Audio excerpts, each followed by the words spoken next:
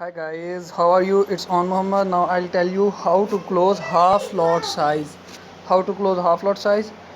Here, click on this button, click on the trade, close order. Now I'll close my half lot size. Here I will.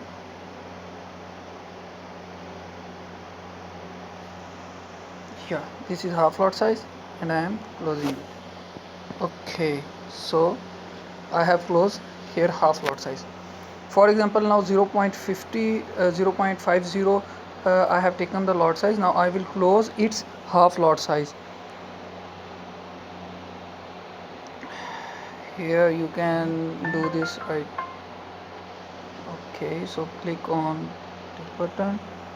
Now make its half, and now we have its half. Close here. Okay, so now I have only 0.25 lot size here. So this is a way to close, how to close half lot size. Please watch again. If you put 0.25 lot size here, now I'll telling you again how to close your half lot size. I am closing its half lot size.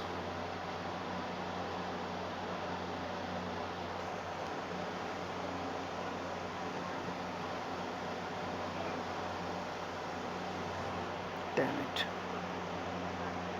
Here. Okay. So thanks for watching guys. This is my real account and I just want to show you how to close half lot size. Okay.